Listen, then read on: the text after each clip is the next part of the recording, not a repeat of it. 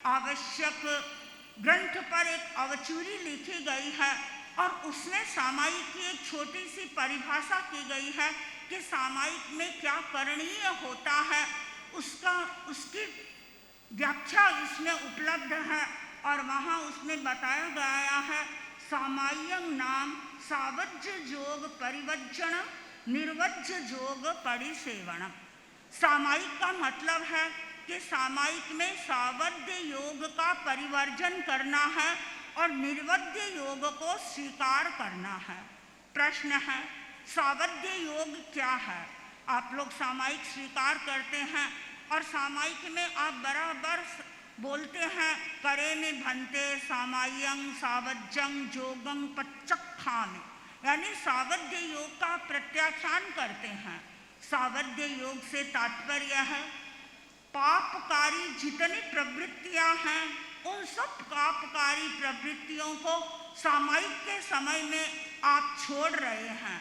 और पापकारी प्रवृत्तियों में आप 18 पाप का एक चित्र अपने सामने रखें। जब जब सामायिक करें, सामायिक आप कर रहे हैं, आप इन सब प्रवृत्तियों को छोड़ रहे हैं और 18 पाप को आप छोड़ रहे हैं, सामायिक कर रहे हैं। इसका अर्थ है अब आपको हिंसा की प्रवृत्ति नहीं करना है। सामायिक कर रहे हैं, आपको झूठ नहीं बोलना है। सामायिक कर रहे हैं, आपको चोरी नहीं करना है। सामायिक कर रहे हैं तो अब आपको ममत्व से दूर होना है। सामायिक कर रहे हैं, क्रोध, मान, माया और लोभ को छोड़ना है। सामायिक में न कलह करना है, न किसी के साथ में झगड़ा करना है, न पैशून्य का करना है, यानी किसी की चुगली नहीं करना है। दो बहनें बैठ गई या दो भाई बैठ गए और चुगली कर रहे हैं अथवा अभ्याख्यान कर रहे हैं, किसी पर झूठा दोषारोपण कर रहे हैं, किसी की निंदा कर रहे हैं। सामायिक में ये सब कार्य वर्जनीय होते हैं। और न सामायिक में बिजनेस की चर्चा करनी है, किसी भी प्रकार के व्यवसाय के बारे में बातचीत नहीं करनी है और न ही सामायिक में किचन से संबंधित कोई भी कार्य करना है, कोई भी बात करनी है। हमारी महिलाएं कभी कभी आती है, महाराज सामायिक तो थी पर क्या करूं, किचन में कुकर ने सीटी लगा दी तो मुझे तो वहां जाना पड़ा। ठीक है, पहले से जागरूक रहो। जब तुम्हें सामायिक करना है तो किचन को, सारे कार्यों को पहले से या तो अपना व्यवस्थित करके आओ या फिर सामायिक का जो काल है उसको भिन्न काल में करो, उस समय में मत करो। तो सामायिक जब आप स्वीकार करते हैं तो इसका स्पष्ट अर्थ होता है कि आपको एक तरह से साधु का जीवन जीना है। कल ही पूज्य प्रवर फरमा रहे थे कि पर्युषण का ये पर्व है, गृहस्थों के लिए भी सावध्य योग से विरति का पर्व ही होना चाहिए। यानी अधिक से अधिक किस प्रकार आप सावध्य योग से विरत रह सकते हैं। कभी कभी बहनें यह भी पूछ लेती हैं कि हम सामायिक कर रहे हैं, क्या सामायिक में हमारे बच्चे होमवर्क कर सकते हैं, स्कूल का काम कर सकते हैं? या यंग लोग ये पूछ लेते हैं कि क्या सामायिक में हम अखबार पढ़ सकते हैं? बंधुओं, सामायिक में न तो होमवर्क करना है, न अखबार पढ़ना है और न ही आप टीवी के सामने बैठे तो अन्य प्रकार के दृश्य आपको देखने हैं या समाचार सुनने हैं। हाँ, इतना हो सकता है टीवी के सामने आप बैठे हैं, गुरुदेव का प्रवचन आ रहा है, अन्य चारित्रात्माओं का कोई प्रवचन आ रहा है, कोई गीतिकाएं आ रही है, उनको आप अवश्य सुन सकते हैं। लेकिन उस समय में मनोरंजन से जुड़ी हुई कोई भी कार्य आपको नहीं करना है। तो ये सारी जितनी भी सावध्य प्रवृत्तियां हैं, इन सावध्य प्रवृत्तियों को छोड़ करके आप सामायिक कर रहे हैं। तो हर भाई या बहन को 18 पाप का नाम तो अवश्य कंठस्थ होना चाहिए। यद्यपि प्राय हमारे यहाँ 25 बोल का प्रशिक्षण साधु साधियों के द्वारा दिया जाता है और उसमें 18 पाप के नाम भी आ जाते हैं, लेकिन बहुत से लोग ऐसे हैं जिन्हें 25 बोल नहीं आता है। वो सीखने का प्रयत्न करें और कम से कम सामायिक करने वाले व्यक्ति 18 पाप का नाम अवश्य याद करें। और 18 पाप का यदि नाम आपको याद होगा तो आपको ये ध्यान में रहेगा कि मुझे ये कार्य नहीं करना है और मेरे लिए ये कार्य करणीय है। और जब ये अकरणीय की सूची आपके सामने रहेगी, तब आपके सामने दूसरा प्रश्न होगा कि करणीय कार्य आपके लिए क्या है। करणीय कार्य है वह है समता का अभ्यास। हमारी समता की चेतना जागनी चाहिए। जो व्यक्ति वर्षों से सामायिक कर रहा है और यदि उसकी समता की चेतना नहीं जागृत होती है तो फिर उसका जीवन सचमुच में क्वेश्चन मार्क बन जाता है। बहुत समय पहले एक व्यक्ति मेरे पास में आया और उसने कहा कि आप लोगों को सामायिक की प्रेरणा देते हो, पर मैं तो ये अनुभव करता हूँ कि जो अधिक सामायिक करने वाले हैं, दिन में 5-7 सामायिक करते हैं और उनके सामने जब किसी प्रकार का कोई प्रसंग आता है तब वो किस प्रकार बोल जाते हैं उनको ख्याल ही नहीं रहता। और उसने अपनी दादी के लिए कहा, मेरी दादी जब तक मुंह पर पट्टी बांध कर रखती है, सामायिक करती है, तो हम सोचते हैं अभी घर का वातावरण शांत है। और जैसे ही ये सामायिक पूरी हुई और घर में एक कलह का सा वातावरण हो जाता है। तो सामायिक करने वाले लोगों को ये अवश्य सोचना चाहिए, अपने जीवन पर ध्यान केंद्रित करना चाहिए कि मैं सामायिक कर रहा हूँ तो उस सामायिक का प्रतिफल क्या हो रहा है। प्रतिफल ये होना चाहिए कि चाहे अनुकूल परिस्थिति आए चाहे प्रतिकूल परिस्थिति आए, दोनों प्रकार की परिस्थिति में वह संतुलित रहे, उसका माइंड बैलेंस्ड रहे, कहीं पर भी वो 1 इंच भी इधर उधर न खसके। सामायिक का सबसे बड़ा लाभ यदि हमें मिलने वाला है तो वह यही है कि हमारी समता की चेतना जागेगी, हमारा मन संतुलित होगा, हमारा वचन संतुलित होगा और हमारा शरीर है वह भी संतुलित होगा। और कभी कभी कुछ लोग ऐसा भी कर देते हैं कि महाराज क्या होगा, एक सामायिक 48 मिनट के लिए कर भी ली तो उससे क्या मिलने वाला है, हमें तो कोई बहुत अधिक लाभ होने वाला नहीं है। पर बंधुओं, आप चिंतन करें, कई लोग ऐसे हैं जो प्रेशर के मरीज हैं, कई लोग शुगर के हैं, कई को कोलेस्ट्रॉल ज़्यादा है, तो वो क्या करते हैं, डॉक्टर के पास जाते हैं और डॉक्टर उन्हें प्रेस्क्रिप्शन में टैबलेट लिख कर के देता है। वो रोजाना एक ही टैबलेट लेता है, ज़्यादा नहीं लेता है।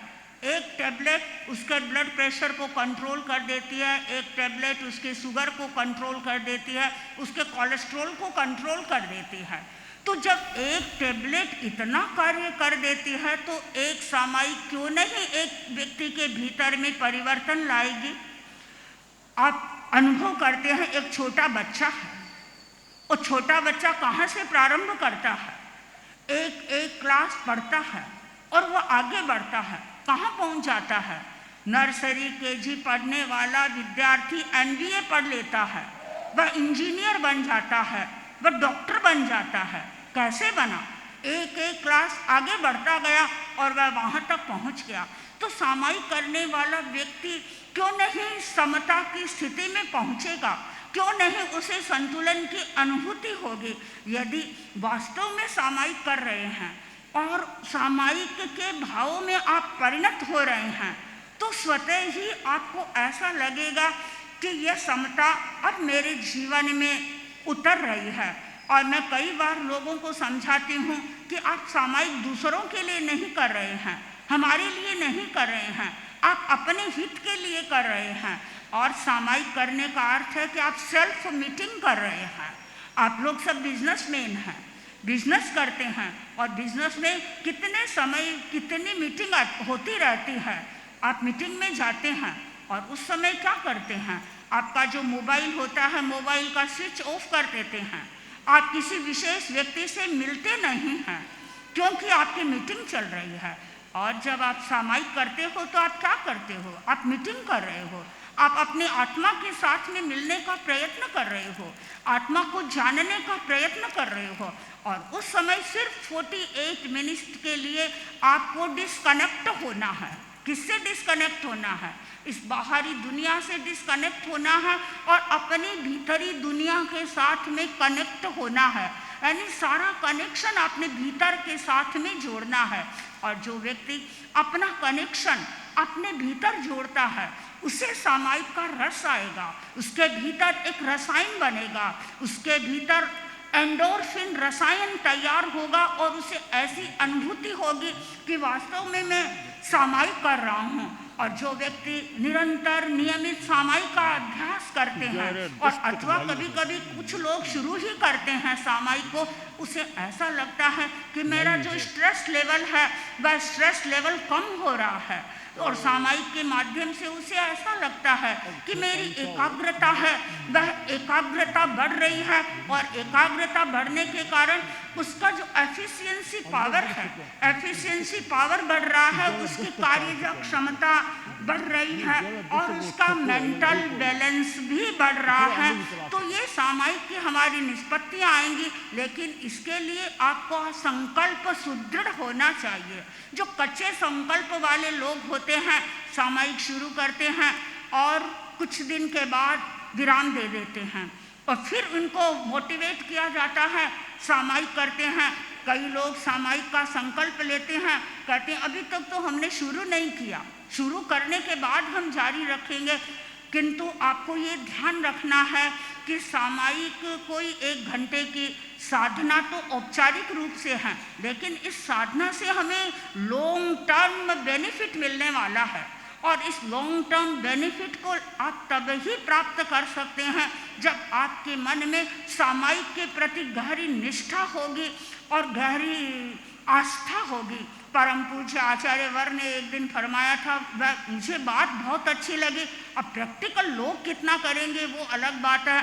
आचार्य वर ने शनिवार के सामायिक के संदर्भ में फरमाया था कि शनिवार के सामायिक लोग करते हैं, कभी कभी उस दिन शादी का दिन होता है तो लोग इधर उधर घूमते हैं, शादी का मुहूर्त लेट नाइट है, तो क्यों नहीं 7 बज गए तो परिवार के जितने सदस्य हैं वो बैठे दूसरे आगंतुक लोगों को कहे आओ सामायिक करो, सामायिक का समय हो गया है। पर ये तब संभव हो सकता है जब आपके मन में सामायिक के प्रति एक गहरी निष्ठा हो, गहरी लगन हो। और जिन व्यक्तियों में ये लगन है, चाहे कैसी परिस्थितियां उनके सामने आ जाए, वे सामायिक को नहीं छोड़ते हैं। मैं तेरा पंथ का इतिहास श्रावकों का पढ़ रही थी और उसमें मुझे एक उदाहरण मिला चिमनी राम जी कोठारी का। वे टमकोर के थे, प्रतिदिन सामायिक करते थे और सामायिक किए बिना वे कभी भी पानी ग्रहण नहीं करते थे, भोजन की तो बात ही नहीं थी। और एक बार अचानक ऐसा हुआ उनके शरीर पर रोग ने आक्रमण कर दिया, और रोग भी ऐसा कि जिसमें उन्हें बैठने की तकलीफ हो रही थी, यानी दस्त होने लगे, डायरिया उनके हो गया और उसके कारण वे सामायिक नहीं कर सके। अब सामायिक नहीं कर सके, पारिवारिक जनों ने भी कहा बीमारी में तो अपवाद होता है, उन्होंने कहा नहीं मेरा कोई अपवाद नहीं रखा गया है, मैं तो सामायिक किए बिना न पानी पीऊँगा न अन्न को ग्रहण करूँगा। और आपको ताज्जुब होगा, 1 दिन नहीं 2 दिन बीत गए, 3 दिन बीत गए, 4 दिन बीत गए और इस बार इस प्रकार करते करते 12 दिन व्यतीत हो गए। और 12वें दिन उनको लगा थोड़ा थोड़ा अब मैं ठीक हो रहा हूँ, और 13वें दिन उन्होंने पहले उठते ही सबसे सामायिक की और सामायिक करने के बाद में उन्होंने पारणा किया। तो ये दृढ़ निष्ठा जिनके भीतर होती है उन व्यक्तियों को सामायिक का स्वाद आता है। आप सामायिक का स्वाद लें और ये स्वाद आपको तब आएगा जब एक लक्ष्य के साथ में आप सामायिक करेंगे और एक लक्ष्य के साथ में आप आगे बढ़ेंगे। आचार्य वर ने एक कैंपेन बनाया है, एक अभियान बनाया है सामायिक का, और मुझे तो लगता है ये तेरा पंथ समाज के लिए बहुत महत्वपूर्ण अभियान है। और जब हम दूसरे धर्मों को देखते हैं, मुस्लिम लोग हैं वो कहीं पर भी हो, जब उनका नमाज का समय होता है वो ये नहीं देखते हैं कि रोड में है या संसद में है। संसद में होंगे तो वे संसद में भी नमाज गुनना प्रारंभ कर देंगे, और रोड पर होंगे तो वे रोड पर भी नमाज देना प्रारंभ कर देंगे। एक क्रिश्चियन व्यक्ति है जो चर्च में, उसे चर्च में जाना है, कब जाना है? आज संडे है तो संडे का मतलब हम देखते थे लंदन में जब संडे होता तो हर लोग चर्च में आए हुए मिलते। कोई भी ऐसा व्यक्ति नहीं है जो लंदन नहीं मतलब क्रिश्चियन लोग ही अपने घरों में बैठे रहेंगे। अब कोई एकदम रुग्ण ऐसी स्थिति हो गई वह अलग बात है, लेकिन वो चर्च में ही जाएंगे। और मैं तो ये सोचती हूँ कि हाँ, आप सबको ये बात ध्यान देनी चाहिए कि आचार्य वर्ग का ये जो अभियान है इसको आप अभियान नहीं माने। ये अभियान कैसा अभियान है? ये आत्मशुद्धि का अभियान है और ये एक ऐसा अभियान है जिसमें आप अपनी स्पिरिचुअल जो कैपिटल है उसको इकट्ठा करने वाले हैं। आचार्य वर्ग कई बार फरमाते हैं कि पूंजी इकट्ठी करनी है अगले जन्म की। तो ये सामायिक कर रहे हैं, तो सामायिक करने का मतलब है कि आप अगले जन्म की पूंजी इकट्ठी कर रहे हैं। तो जब आपके सामने भौतिक पूंजी की बात आती है आप कितने तत्पर रहते हैं। कई लोगों को अनेक प्रकार के बिजनेस वे शुरू कर देते हैं। क्यों करते हैं? खाली भौतिक प्रॉफिट के लिए। ये काम थोड़ा शुरू किया, इसमें प्रॉफिट हुआ, दूसरा शुरू कर देते हैं, तीसरी फैक्ट्री लगाई, चौथी फैक्ट्री लगाई। यानी ये मेटीरियलिस्टिक प्रॉफिट प्राप्त करने के लिए आप कितना सोचते हैं। तो कभी आप ये भी चिंतन करें कि मुझे यहाँ नहीं रहना है, मुझे अगले जन्म में जाना है। उसके लिए भी मैं अपनी कुछ कैपिटल इकट्ठी करूं, कुछ पूंजी इकट्ठी करूं और उस पूंजी का माध्यम बनता है सामायिक, उस पूंजी का माध्यम बनता है तप, उस पूंजी का माध्यम बनता है ध्यान। तो आप सब इस पूंजी को इकट्ठा करने का प्रयत्न करें और यह पूंजी आपकी तब इकट्ठी होगी जब आपका खाली 48 मिनट का समय ही सामायिक में नहीं व्यतीत होगा। आपको अपने डे टू डे लाइफ में ऐसा महसूस होगा कि सचमुच में ये समता की चेतना हमारे भीतर पैदा हो रही है और हमारे जीवन में समत्व आ रहा है, हमारा व्यवहार समता से ओतप्रोत हो रहा है। तो सामायिक दिवस के उपलक्ष्य में हर भाई बहन ये चिंतन करे कि मैं समता की दिशा में आगे बढ़ूं और अपनी लक्षित मंजिल को प्राप्त करूं। ओम। नमस्कार। महामंत्रोच्चार पूज्य प्रभा। ओम ह्रीं नमो अरहंताणम्। ओम ह्रीं नमो सिद्धाणम्। ओम ह्रीं नमो आयर्याणम्। ओम ह्रीं नमो उवज्झायाणम्। ओम ह्रीं नमो लोए सब्बसाहूणम्। ओम ह्रीं नमो अरहंताणम्। ओम ह्रीं नमो सिद्धाणम्। ओम ह्रीं नमो आयर्याणम्। ओम ह्रीं नमो उवज्झायाणम्। ओम ह्रीं नमो लोए सब्बसाहूणम्। ओम ह्रीं नमो अरहंताणम्। ओम ह्रीं नमो सिद्धाणम्। ओम ह्रीं नमो आयर्याणम्। ओम ह्रीं नमो उवज्झायाणम्। ओम ह्रीं नमो लोए सब्बसाहूणम्। एषो पंचणमोक्कारो सब्बपावपणासनो मंगलानं च सब्बेसिं पढमं हवै मंगलम्। पढमं हवै मंगलम्। भंते चतुर्विध धर्म संघ। साध्वी प्रमुखासी जी ने अभी सामायिक की चर्चा की। सामायिक के साथ में हम प्रायः सभी लोग जुड़े हुए हैं। इधर संपूर्ण जिंदगी भर के लिए सामायिक, इधर एक सीमित समय के लिए सामायिक। परम पूज्य गुरुदेव के साथ अभी हम नमस्कार महामंत्रोच्चार के साथ में जुड़ रहे थे।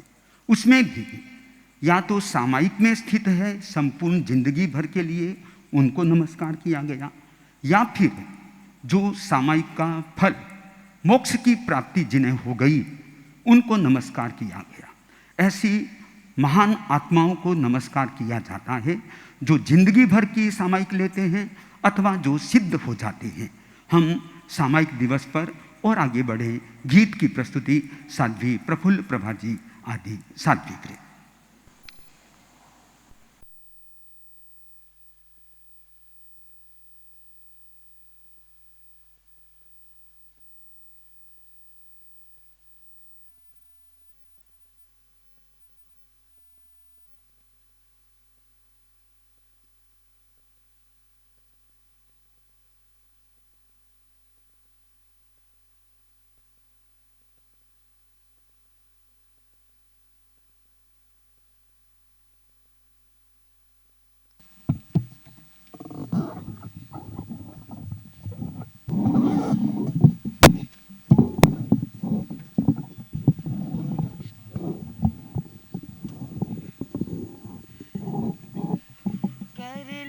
कर लो समाई श्रावक, कर लो समता दिल में धर लो, महिमा अपरंपार है। आंशिक संवर साधना साकार है। कर लो समाई श्रावक, कर लो समता दिल में धर लो, महिमा अपरंपार है। आंशिक संवर साधना साकार है। आंशिक संवर साधना साकार है। एक मुहूर्त दोय करण और तीन योग राम त्याग है। दोष 32 मन वच काया, टाले जो महाभाग है।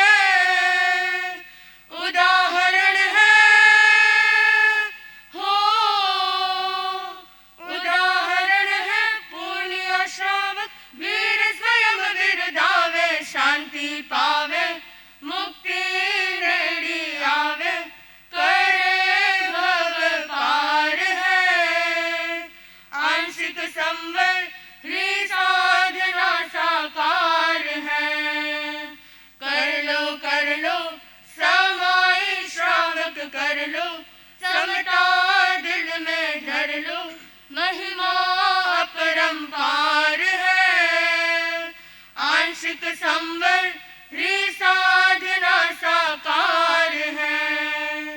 विजय सिंह जी पटवा भिक्षु, युगराज श्रावक कहलावे। साम्य योग में मन वच स्थिर कर, सामायिक में रम जावे। 100 रुपयारी हो, 100 रुपयारी नोली भी तो जो की त्यों मिल जावे। द्रव्य भावे दोनों लाभ पावे, भिक्षुरो उपकार है। आंशिक संवर साधना साकार है। कर लो समाई श्रावक, कर लो समता दिल में धर लो, महिमा अपरंपार है। आंशिक संवर साधना साकार है। सायं वेला वारे शनीरी, राखो स्मृति में सदा सदा। जगराजन जट छोड़ करो थे, नित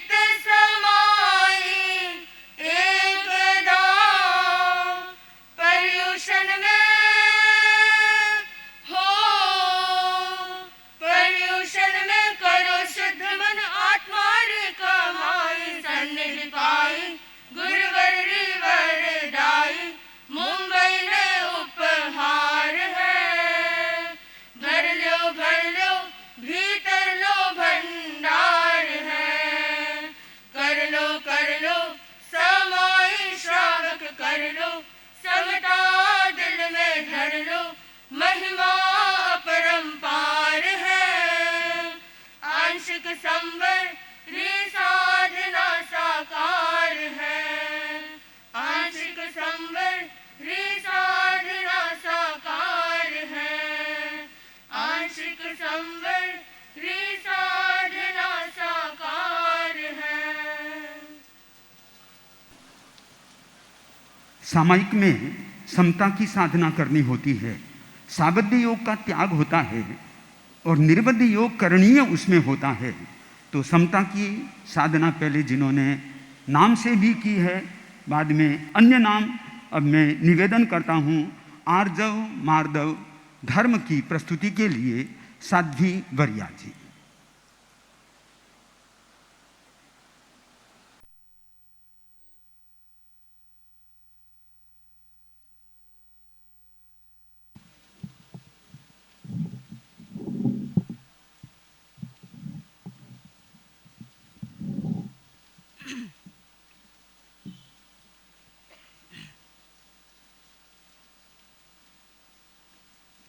जहाँ निसंते तब नच्छि माली पभासई केवल भार हम तो एवायरियो सुयशील बुद्धिये वीरायई सुर मध्येव इंदो। परम पावन परम पूज्य आचार्य प्रवर के श्री चरणों में सभक्ति वंदना। श्रद्धेया साध्वी प्रमुखा श्री जी, आदरास्पद मुख्य मुनि प्रवर, साधु साध्वी वृंद, समणी वृंद, उपस्थित भाइयों एवं बहनों। परम पूज्य आचार्य श्री महाप्रज्ञ जी ने आत्मा को एक पुस्तक कहा है, यानी बुक कहा है, और उसको पढ़ने के लिए अनेक महत्वपूर्ण सूत्र अपने जीवन में चाहिए। उनमें से दो महत्वपूर्ण सूत्र हैं आर्जव और मार्दव। आर्जव गुण और मार्दव गुण जिस व्यक्ति के जीवन में आ जाए वे आत्मा को पढ़ सकते हैं, आत्मा को समझ सकते हैं, आत्मा को जान सकते हैं। आर्जव को समझने के दो आयाम हैं, भाव विशुद्धि और अविसंवादिता। श्री पूज्यपाद ने सर्वार्थ सिद्धि ग्रंथ में लिखा है योगस्या वक्रता आर्जवम, अर्थात योगियों की अवक्रता आर्जव कहलाती है। मन वचन काय ये योग है, इनकी जो सरलता होती है, मन की सरलता, वचन की सरलता, काय की सरलता, यह आर्जव भाव कहलाता है। योगों की सरलता होनी चाहिए, परंतु हम देखते हैं अनेक बार योगों की वक्रता हो जाती है, उसमें सरलता नहीं रहती है। उसका क्या कारण है कि हमारा मन कभी कभी सरल नहीं रहता है, वचन भी सरल नहीं रहता है, काया भी सरल नहीं रहती है। इसका कारण बताया गया है हमारे भाव। जब हमारे भाव अशुद्ध बन जाते हैं तब हमारे योग भी अशुद्ध बन जाते हैं। मन सामने आता है, वाणी सामने आती है और शरीर की चेष्टाएं भी सामने आ जाती हैं, परंतु हमारा भाव है, भाव जगत सामने नहीं आता है, वह भीतर बैठा बैठा कार्य करता है। जैसे एक सेनापति है, वह कभी कभी रणभूमि में नहीं आता है, भीतर बैठे बैठे ही कार्य करता है और अपने कंट्रोल रूम में बैठकर ही सारे कार्य संचालित करता है। रणभूमि में कौन जाती है? रणभूमि में सेना जाती है और सेनापति अंदर बैठे बैठे कंट्रोल करता है। तो वैसे ही भाव हमारे भीतर रहते हैं, वह काम लेता है तीन कर्मचारी हैं, उनसे काम लेता है, मन, वचन और शरीर। इन तीनों से वह काम लेता है। भाव अशुद्ध होता है तो मन भी अशुद्ध क्रिया करने लगता है, वाणी भी अशुद्ध क्रिया करने लगती है और शरीर भी, फिर उसकी चेष्टाएं भी अशुद्ध बन जाती हैं। यानी भाव का प्रतिबिंब इन तीनों पर पड़ता है, मन पर भी पड़ता है, वाणी पर भी पड़ता है और शरीर पर भी पड़ता है। माया का पर्दा है, जब आत्मा पर आवरण डाल देता है माया जब आत्मा पर हावी हो जाती हैं तब व्यक्ति के भाव अशुद्ध बन जाते हैं। तो सारी चीज़ों को वो ढकने का प्रयास करता है, छिपाने का प्रयास करता है। फिर मन, वचन, शरीर तीनों ही वक्र बन जाते हैं, वे सरल नहीं रह पाते हैं। माया जहाँ जहाँ घेरा डालती है वहाँ काया, भाव, भाषा ये सब वक्र बन जाते हैं, टेढ़े बन जाते हैं, इसमें छिपाव की भावना आ जाती है। यदि पूर्ण रूप से हम माया को समझे तो इसका अर्थ होता है कि भावों की अशुद्धि के साथ छिपाने की भावना। परंतु कभी कभी क्या होता है, ऐसी परिस्थिति आती है कि छिपाना पड़ता है पर भाव अशुद्ध नहीं होते हैं। ऐसी भी बात होती है कि व्यक्ति कभी कभी छिपाता है, कोई समस्या आ गई, उसका समाधान करने के लिए उसे छिपाना तो पड़ता है परंतु उसके भाव अशुद्ध नहीं बनते हैं। परम पूज्य आचार्य श्री कालूगणी सरदार शहर में विराजमान थे। उस समय एक दिन आचार्य श्री कालूगणी के पास एक नया कंबल आया, एक न्यू ब्लैंकेट आया। 2 बाल मुनि थे, मुनि श्री नथमल जी स्वामी और मुनि श्री बुद्धमल जी स्वामी। छोटे ही बाल मुनि थे और उस समय उन्होंने जैसे ही वो नया कंबल देखा तो बच्चों का तो मन हो ही जाता है कि मैं उसे लूँ, मैं उसे लूँ। तो दोनों ही बाल मुनि आग्रह करने लगे कि ये मैं लूँगा, ये मैं लूँगा। और उस कंबल में थोड़े दाग भी थे, एक साइड में दाग थे और एक साइड में साफ था। दोनों ही आग्रह करने लगे कि हमें साफ वाला पार्ट चाहिए। परम पूज्य कालूगणी ने उस कंबल को अपनी गोदी में छिपा लिया और दोनों ओर से कॉर्नर बाहर निकाल दिए।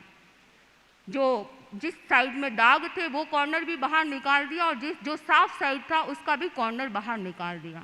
और जो दीक्षा पर्याय में बड़े थे, मुनि श्री नथमल जी स्वामी बड़े थे, यानी जो आगे जाकर आचार्य श्री महाप्रज्ञ जी बने, तो दोनों ही कॉर्नर बाहर निकाल दिए। अब मुनि श्री नथमल जी से कहा कि जो आपको चाहिए वो ले लो। तो उन्होंने पकड़ा, एक कॉर्नर पकड़ा तो उसमें जो दाग वाला कॉर्नर था वो पकड़ लिया, तो साफ वाला बुद्धमल जी स्वामी के रह गया। तो इस प्रकार कभी कभी समस्या का समाधान करने के लिए छिपाना पड़ता है। तो ऐसी घटनाएं कभी कभी होती है जीवन में कि भाव तो अशुद्ध नहीं बनते लेकिन किसी कारण से समाधान भी हो जाए और व्यक्ति के भाव अशुद्ध भी नहीं बने। ऐसा कार्य करने पर हमारे छिपाने की भावना हो सकती है परंतु उसमें भाव अशुद्धि की भावना नहीं है। आर्जव का दूसरा अर्थ बताया गया है अविषमवाद। भाषा में विषमवाद न हो। अविषमवाद का मतलब है कथनी और करनी में समानता का भाव होना चाहिए। जब हमारी भाषा में, हमारे भावों में विषमवादिता आ जाती है तब व्यक्ति कहता कुछ है और करता कुछ है, कहा तो कुछ और करना कुछ है। ऐसी स्थिति बनती है, यानी कथनी और करनी में समानता नहीं रहती है। अनेक बार हम देखते हैं कुछ व्यक्ति उपदेश देते हैं कि नशा नहीं करना चाहिए, शराब पीना हानिकारक है, परंतु वह स्वयं यदि शराब पीता है इसका मतलब उसके जीवन में विषमवादिता है। वह कथनी और करनी में समानता का भाव नहीं रखता है, कहता कुछ है और करता कुछ है, जनता को उपदेश देता है वैसा उसका जीवन में आचरण नहीं होता है। इसलिए कथनी और करनी में समानता होनी चाहिए। जहाँ आर्जव भाव होता है, सरलता का भाव होता है, रिजुता का भाव होता है, वहाँ कथनी और करनी में समानता भी होती है। और जहाँ कथनी और करनी में समानता नहीं होती है वह आत्मा के लिए घातक होता है और उस समय व्यक्ति आत्मा की पोथी को, आत्मा की पुस्तक को नहीं पढ़ पाता है, उसे सही तरीके समझ नहीं पाता है। एक व्यक्ति सन्यासी के पास रोज जाया करता था। सन्यासी के पास जाता, उसे अच्छा लगता था। फिर कुछ समय के बाद उसने सन्यासी के पास जाना बंद कर दिया। कारण क्या बना? एक व्यक्ति ने पूछ लिया कि भाई तुम रोज उस अमुक सन्यासी के पास जाते हो, अब उसके पास जाना क्यों छोड़ दिया? तब वह बोला कि अब मैं नहीं जाता हूँ क्योंकि वह मंच पर उपदेश कुछ देता है और उसके आचरण में, उसके जीवन व्यवहार में कुछ और ही होता है, इसलिए मैंने जाना छोड़ दिया। वास्तव में वही व्यक्ति पसंद आता है, वही व्यक्ति प्रिय होता है जिसके जीवन में अविषमवादिता होती है, अर्थात कथनी और करनी में समानता का भाव होता है। प्रभु भगवान महावीर से गौतम स्वामी ने पूछा कि आर्जव से जीव क्या प्राप्त करता है। भगवान ने समाधान देते हुए कहा कि आर्जव से जीव 4 बातों को प्राप्त करता है। काया की ऋजुता यानी काया की सरलता उसमें आती है, भाव की सरलता, भाषा की सरलता और अविसंवादिता अर्थात कथनी और करनी में समानता को प्राप्त होता है। यह एक आगमिक बात है। आगम के आधार पर हम जान सकते हैं कि आर्जव यानी सरलता से जीव ये बातें प्राप्त करता है। व्यवहार के धरातल पर हम देखें तो आर्जव से जीव क्या प्राप्त करता है। हम जब व्यवहार की दृष्टि से देखें तो आर्जव से जीव 3 बातें प्राप्त करता है। प्रियता का भाव प्राप्त करता है, दूसरी बात है वह विश्वसनीयता को प्राप्त होता है और तीसरा आरोग्यता को प्राप्त होता है। पहली बात गई, जो व्यक्ति सरल होता है वह प्रियता के भाव को प्राप्त होता है, अर्थात वह व्यक्ति सबको प्रिय लगता है, उसके पास बैठना अच्छा लगता है, वह सबके लिए प्रिय बन जाता है। परम पूज्य आचार्य श्री तुलसी ने व्यवहार बोध में लिखा है, श्री माँ वदना रिजु मना, कि माँ वदना जी थे वो बड़े रिजु मना थे। कहा जाता है कि वृद्धावस्था में आचार्य श्री तुलसी की संसार पक्ष माँ वदना जी ने दीक्षा ली। उनके पास न शिक्षा थी न कला का कोई वैशिष्ट्य था, परंतु फिर भी सबको वे प्रिय लगते थे, उनके पास बैठना अच्छा लगता था, उनसे बात करने में प्रसन्नता की अनुभूति होती थी। तो ऐसा क्यों होता था? तो उसका कारण बताया गया कि वो सरलता की प्रतिमूर्ति थी। जो व्यक्ति सरलता के गुण से ओतप्रोत होता है वह व्यक्ति सबके लिए प्रिय बन जाता है। इसलिए हमारे भीतर सरलता का भाव विकसित हो। दूसरी बात कही गई कि सरलता से व्यक्ति में विश्वसनीयता बढ़ती है, वह विश्वास पात्र बनता है, क्योंकि जो व्यक्ति सरल होता है वो कभी झूठ असत्य वचन नहीं बोलता है, वह जो बात है भीतर में वही बात कहता है। सरलता उसके भीतर होती है, हृदय में सरलता निवास करती है, और जिसके हृदय में सरलता होती है उसी पर विश्वास किया जाता है, क्योंकि जो व्यक्ति विश्वास उसी पर जमता है जिसके वचन और व्यवहार में संवादिता होती है, यानी उसका जो वो कहता है वैसा ही उसका आचरण होता है, उसका व्यवहार भी वैसा ही होता है। तो जिस व्यक्ति में सरलता होती है वह विश्वास को प्राप्त करता है, लोग उसे विश्वसनीय मानते हैं। तीसरी बात कही कि जो व्यक्ति सरल होता है वह आरोग्यता को प्राप्त करता है, स्वस्थता को प्राप्त करता है। इस संदर्भ में परम पूज्य आचार्य श्री तुलसी ने व्यवहार बोध में एक श्रावक का उल्लेख किया है कि चूरू के श्रावक थे सागरमल जी वैद्य। सागरमल जी वैद्य जिनके भीतर में आर्जव गुण और मार्दव गुण बहुत अधिक मात्रा में था, यानी वे सरल भी थे और विनम्र भी थे। जहाँ सरलता और विनम्रता होती है वहाँ आध्यात्मिक लाभ तो प्राप्त होता ही है, क्योंकि जो व्यक्ति सरल होता है, निर्मल होता है, विनम्र होता है, वह व्यक्ति उस अपनी आत्मा को पवित्र बनाता है और इससे आध्यात्मिक लाभ प्राप्त होता है। तो व्यवहारिक लाभ भी प्राप्त होता है। कहा जाता है कि सागरमल जी वैद्य ऐसे श्रावक थे जो जिनके जीवन में उन्हें कभी बुखार बीमारी को कभी भोगना नहीं पड़ा, यहाँ तक कि सिर दर्द जैसा भी उन्हें भोगना नहीं पड़ा। कहा जाता है कि 80 वर्ष की उम्र में भी वे स्वस्थ थे। तो उसका कारण क्या बताते हैं कि सागरमल जी वैद्य में आर्जव और मार्दव भाव की अधिकता थी, प्रबलता थी। सरलता और विनम्रता जहाँ होती है व्यक्ति अपने जीवन को स्वस्थ रख सकता है, वह आरोग्य को प्राप्त कर सकता है। इसलिए आर्जव गुण हमारे भीतर में आत्मसात हो, हमारी निर्मलता भी बढ़े, पवित्रता भी बढ़े, हम आत्मा की पोथी को अच्छी तरह से पढ़ पाएँ। आत्मा की पोथी को पढ़ने का दूसरा सूत्र बताया गया है मार्दव भाव। मार्दव यानी विनम्रता, मार्दव यानी मृदुता, मार्दव यानी कोमलता और मार्दव यानी आत्मतुला की भावना। जिसके भीतर में आत्मतुला की भावना होती है वह अपनी आत्मा के समान दूसरों की आत्माओं को भी समझता है, मानता है। तो ये जो भावना है मार्दव गुण, मृदुता की भावना, वह व्यक्ति जिस व्यक्ति में मार्दव गुण होता है उसकी प्रबलता होती है, वह व्यक्ति अपनी आत्मा को समझ सकता है, आत्मा को पढ़ सकता है। मार्दव का एक तात्पर्य बताया गया है, मदस्थानानाम निग्रहो मार्दवम, अर्थात मद के स्थानों का निग्रह करने वाला मार्दव कहलाता है। हमें अपने मद स्थानों का निग्रह करना है। अहंकार के जो स्थान हैं उनका निग्रह करना है।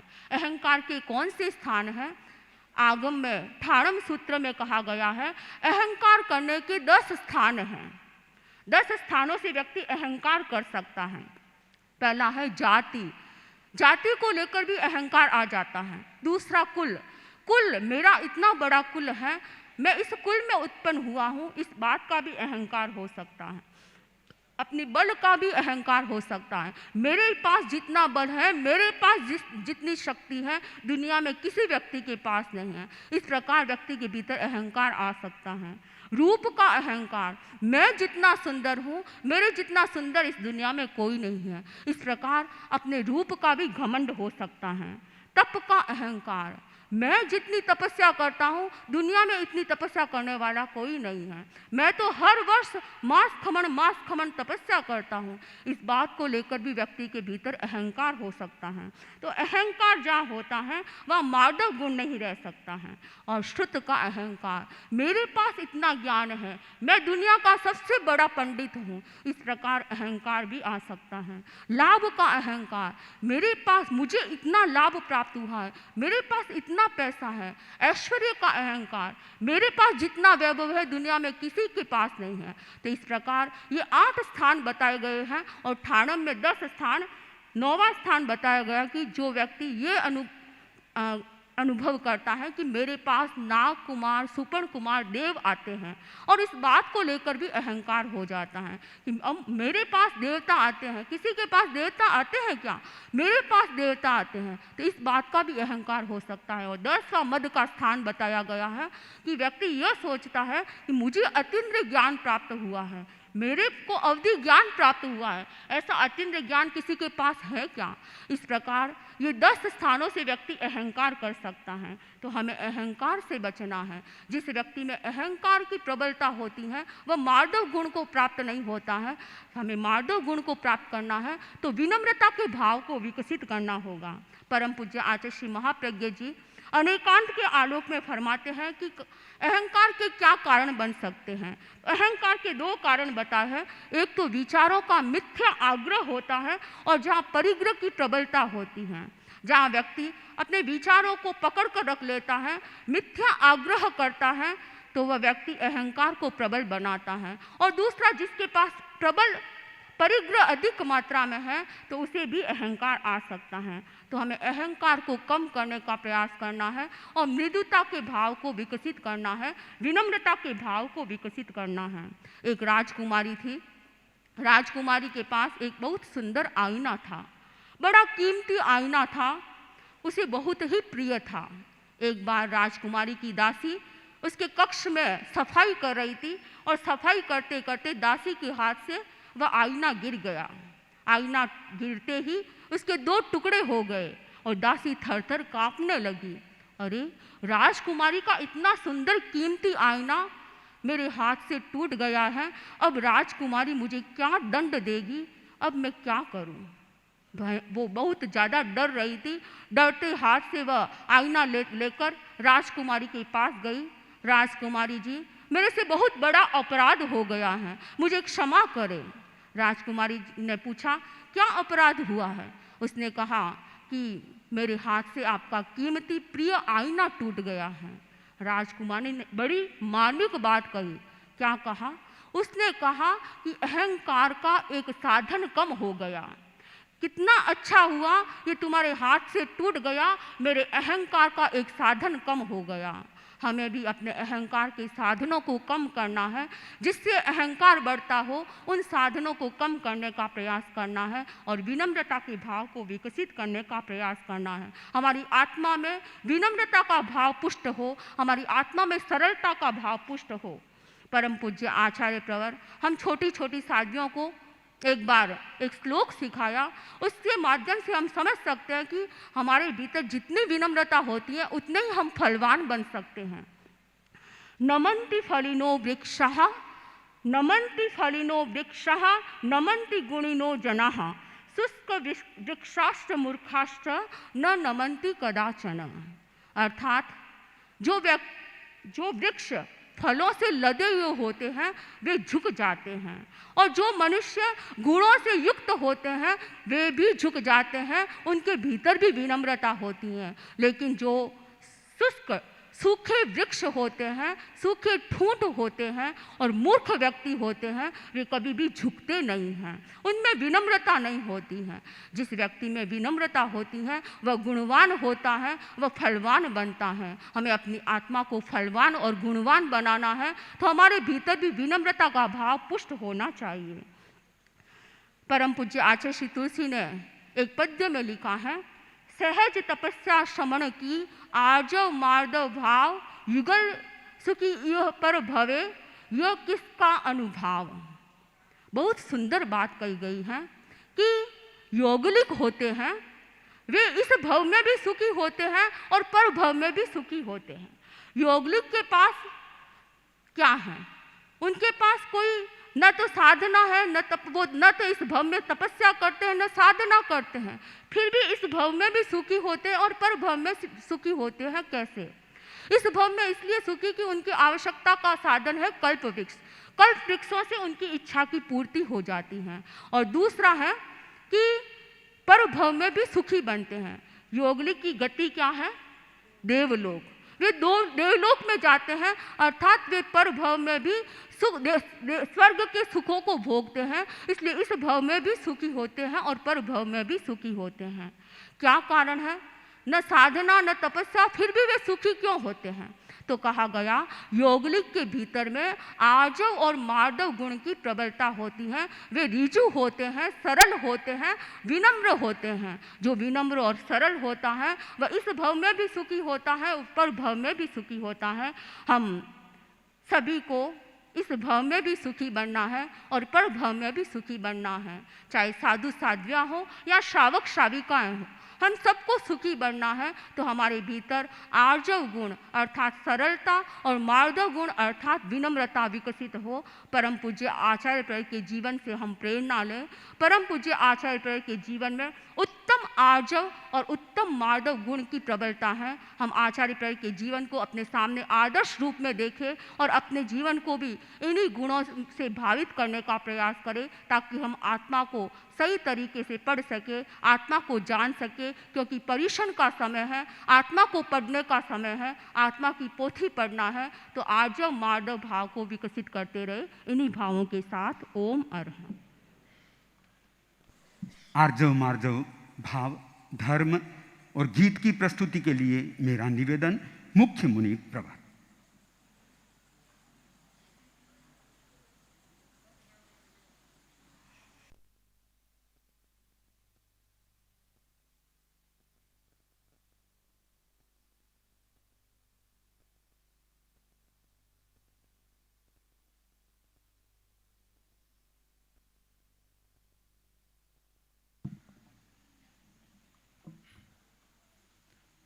परम पावन परम पूज्य गुरुदेव के चरणों में सभक्ति वंदना।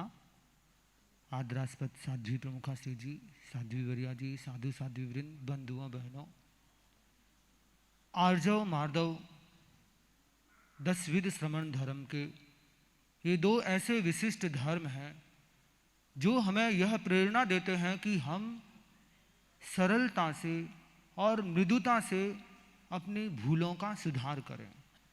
जो भूलें हो चुकी हैं उसके लिए इयानिम नो जमहम पुब्ब मकासी पमायनम, उन जो भूल एक बार हो गई उसे दोबारा न करें।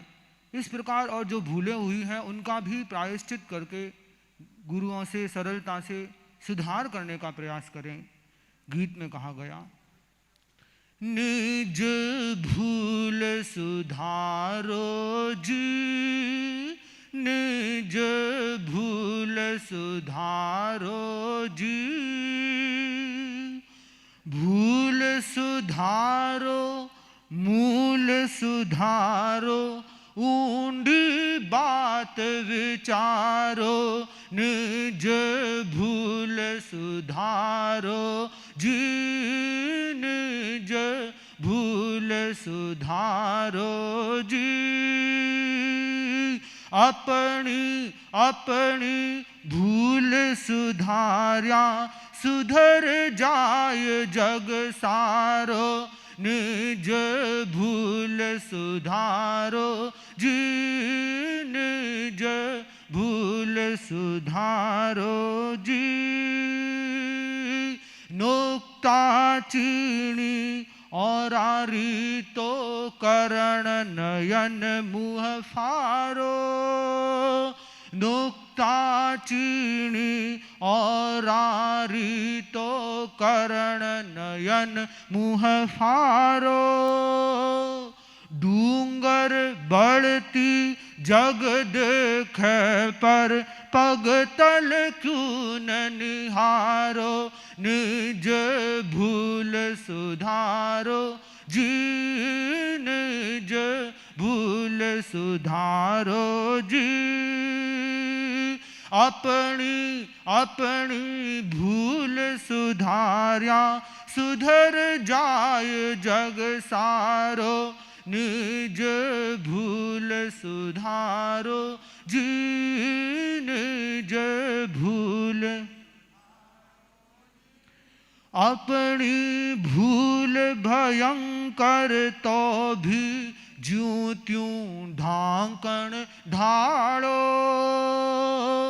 अपनी भूल भयंकर तो भी ज्यों त्यों ढांकण ढालो। कमी पराई राई जितती, पाड़ कर पर बारो, निज भूल सुधारो जी, निज भूल। भूल सुधारो मूल सुधारो, ऊंडी बात विचारो, निज भूल सुधारो जी, निज भूल सुधारो। पीत रोग रो रोगी देख, पीत रंग सगड़ारो, पीत रंग रो रोगी देख, पीत रंग सगड़ारो। दोषी भी आई हालत, दिए तड़े अंधारो, निज भूल सुधारो जी, निज भूल सुधारो। अपनी अपनी भूल सुधार्या, सुधर जाय जग सारो, निज भूल सुधारो जी, निज भूल सुधारो। अपनो दोष सुधार्या ही नर, होवे सबने प्यारो। अपनो दोष सुधार्या ही नर, होवे सबने प्यारो। उदाहरण यदि सुननो चावो, तो है सेठ सुतारो, निज भूल सुधारो जी, निज भूल सुधारो जी। भूल सुधारो मूल सुधारो, ऊंडी बात विचारो, निज भूल सुधारो जी। पहलो ओ कर्तव्य भव्य जन, अपनो घर संभारो। पहलो ओ कर्तव्य भव्य जन, अपनो घर संभारो। तुलसी हेतु भूत संत जन, निज स्यो निज निस्तारो, निज भूल सुधारो जी, निज भूल सुधारो। अपनी अपनी भूल सुधार्या, सुधर जाय जग सारो, निज भूल सुधारो जी, निज भूल सुधारो जी।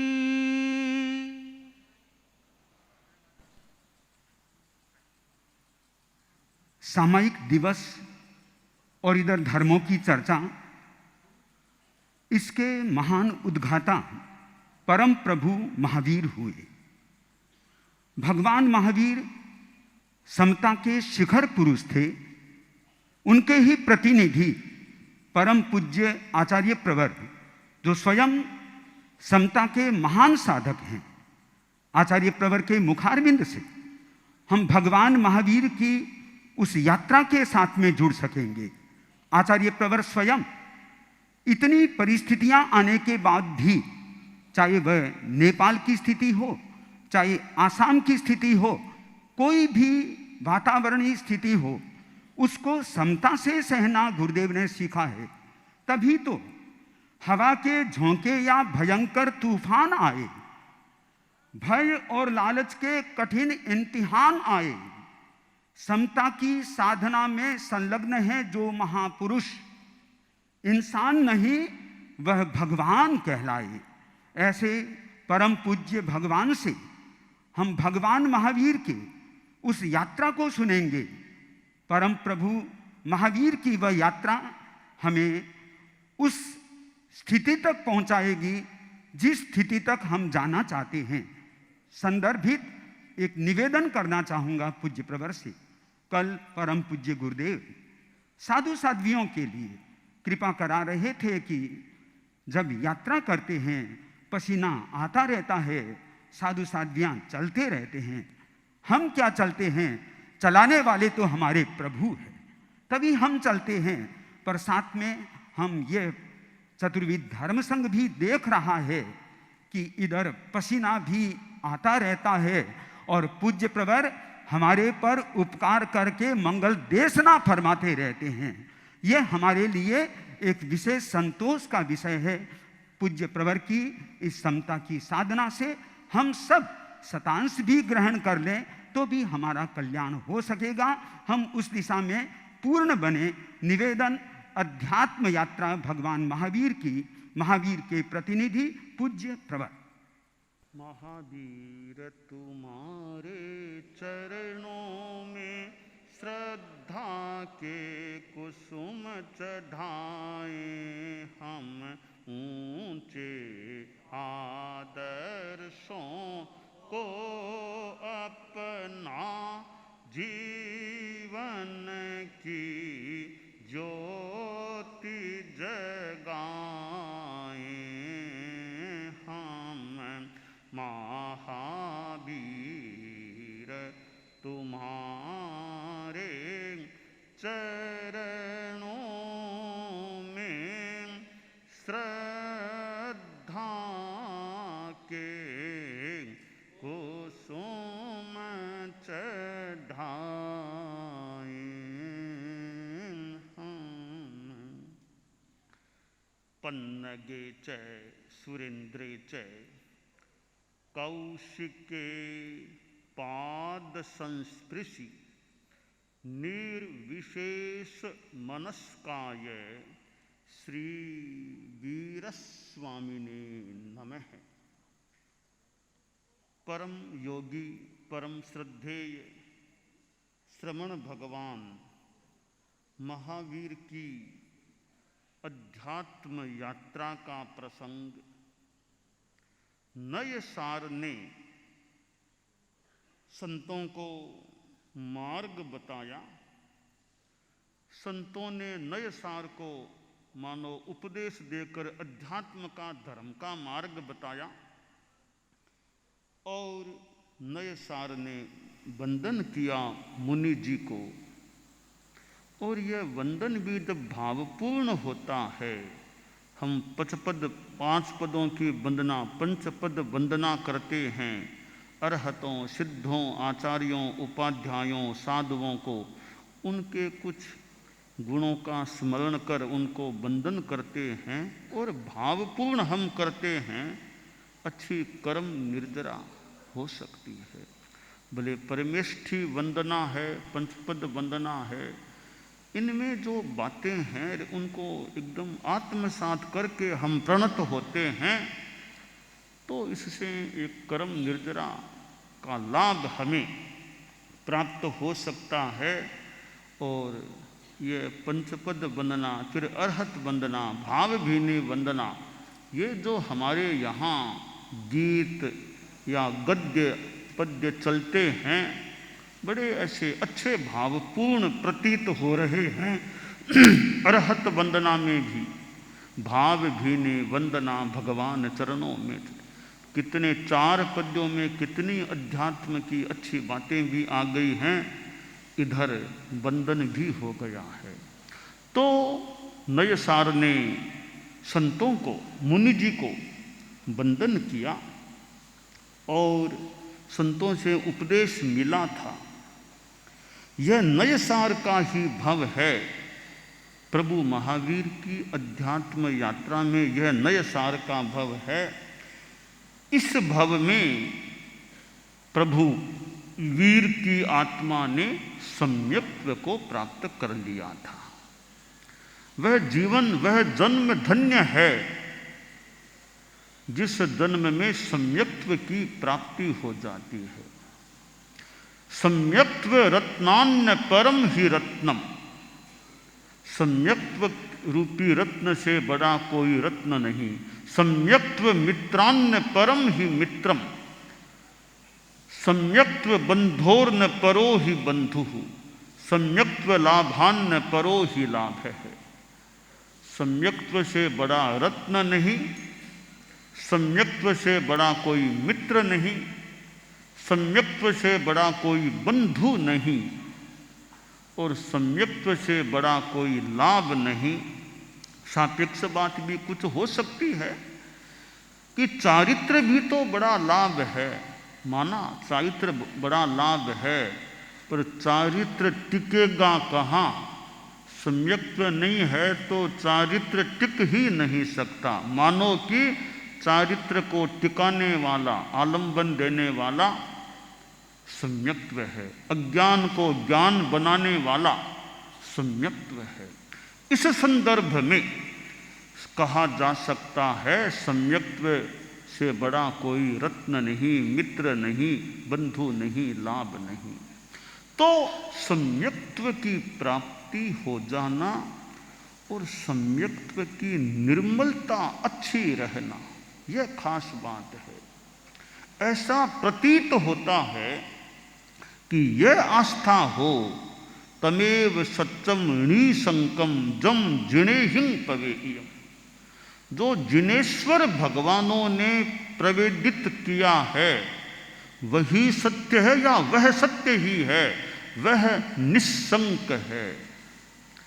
कि भाई मेरे चिंतन में कहीं त्रुटि हो सकती है, तो जिनेश्वर भगवान ने जो प्रवेदित कर दिया उसमें कोई गलती नहीं, त्रुटि नहीं। तो जिनेश्वर भगवान ने जो प्रवेदित कर दिया है, किया है, वही सत्य है, वह सत्य ही है। तो यह आस्था, यानी इसका तात्पर्य यह प्रतीत होता है कि जो सच्चाई है बस मेरा उसको समर्थन है, उसके प्रति मैं प्रणत हूं। यह भाव जितना पुष्ट होता है तो अनुमानित हो रहा है एक सम्यक्त्व को पुष्टता प्राप्त हो सकती है। दूसरी बात है कसाय मंदता।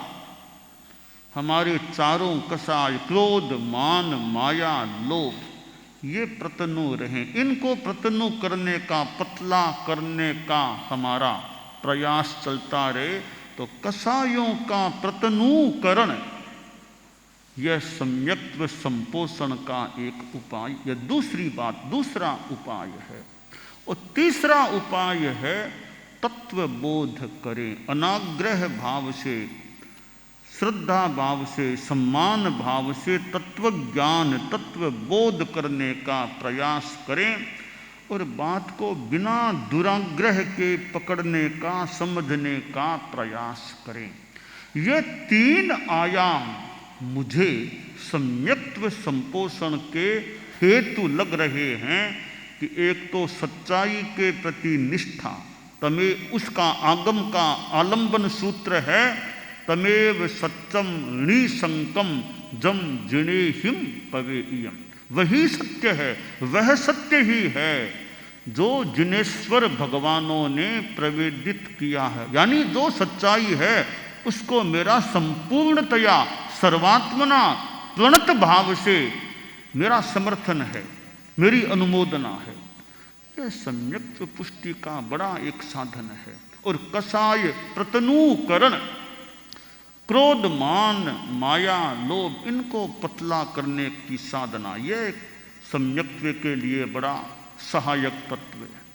और तीसरी बात तत्व बोध, श्रद्धा भाव, ज्ञान के प्रति सम्मान का भाव, और इधर अनाग्रह भाव, बिना दुराग्रह पूर्ण पूर्वाग्रह के तत्व को समझने का प्रयास, इनसे सम्यक्त्व की संपुष्टि हो सकती है, सम्यक्त्व की प्राप्ति और संपुष्टि हो सकती है।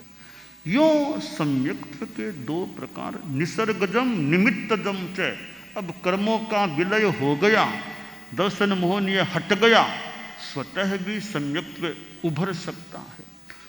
और यह उपदेश आदि निमित्त से भी सम्यक्त्व की प्राप्ति हो सकती है। तहियानम तो भावानम सब भावे उवेशनम भावेणम सद्दहंतस्य सम्मत्तम तम बियाहियम। ये उत्तरध्वयनानी का श्लोक है कि तथ्यों को एकदम भावतः उसी रूप में सद्भाव से उपदिष्ट करना और भाव से श्रद्धा रखना, यह सम्यक्त्व हो जाती। उधर अरहंतो महदेवो जावत जीवं सुसाहुणो गुरुणो जिन पन्नतम तत्तम ये सम्मतम मय गह्यम। अरहत मेरे देव हैं, शुद्ध साधु मेरे गुरु हैं, जिन प्रज्ञप्त मेरा तत्व है। तो यूं हम सम्यक्त्व को प्राप्त भी रहें, न है जिनको वे प्राप्त कर सके मंगल कामना, और प्राप्त सम्यक्त्व को और ज्यादा पुष्ट बनाए, क्योंकि सम्यक्त्व का भी प्रोमोशन हो सकता है। जैसे आप लोग गृहस्थ हैं, नौकरी में पहले शुरू में पगार थोड़ी मिलती, धीरे धीरे आगे आगे पगार बढ़ती गई बढ़ती गई बढ़ती गई। इसी प्रकार सम्यक्त्व मान लो शुरू में तो इतना मजबूत नहीं था, बाद में धीरे धीरे साधना बढ़ी, सम्यक्त्व बहुत पुष्ट हो गया। और सायोप सम्यक सम्यक्त्व कभी क्षायिक सम्यक्त्व बन जाए, फिर तो कहना ही क्या, फिर तो पराकाष्ठा है, सम्यक्त्व की पराकाष्ठा है, क्षायिक सम्यक्त्व प्राप्त हो जाए।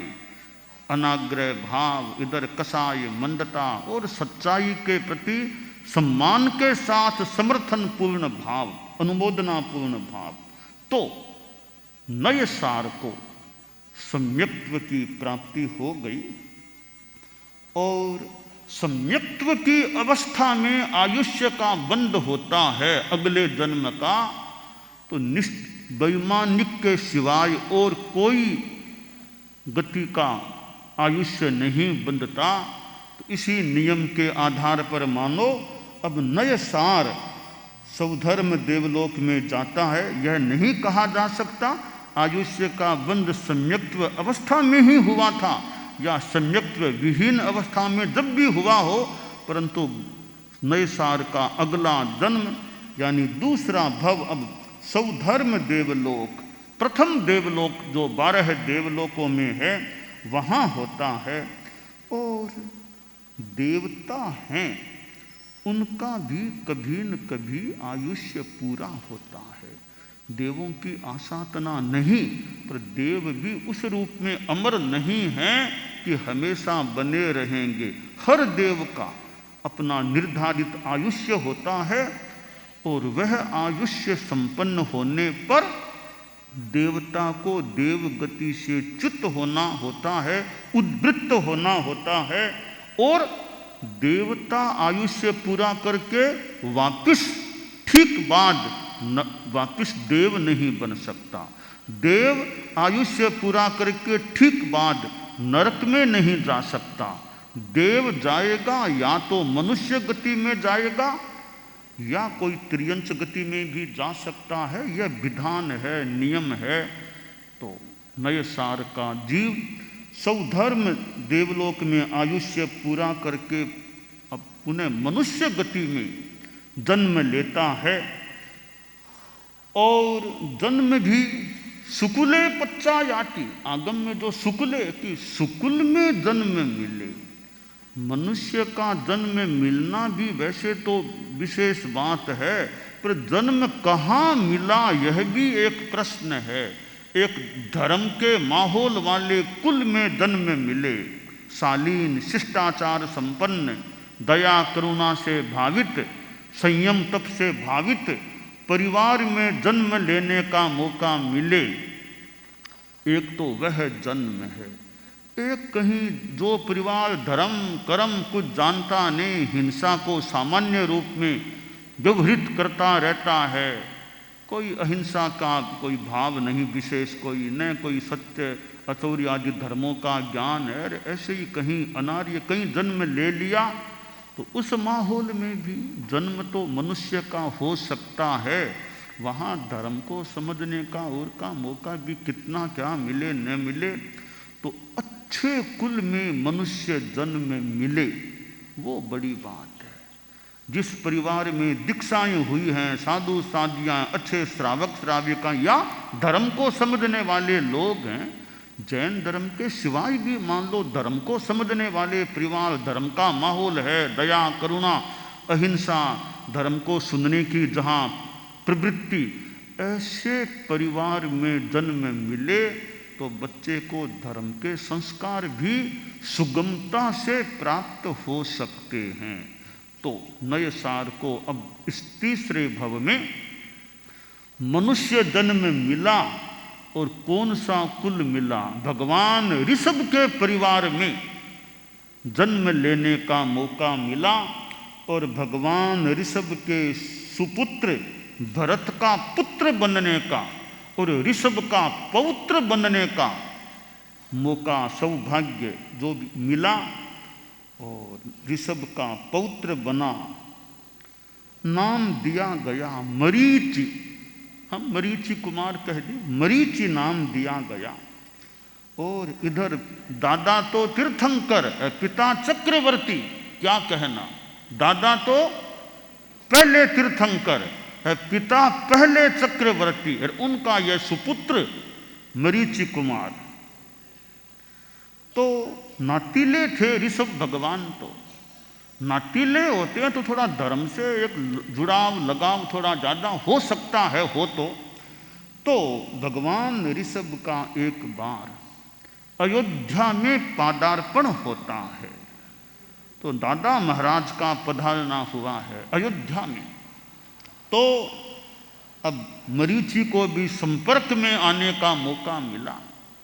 तीर्थंकर भगवान और संसार पक्ष में दादा महाराज, तो उनके पास संपर्क में आया मरीचि, और भगवान ऋषभ की देशना प्राप्त हुई, प्रवचन सुनने को मिले, वो भी तीर्थंकर का प्रवचन सुनने को मिले, कितनी बढ़िया बात है।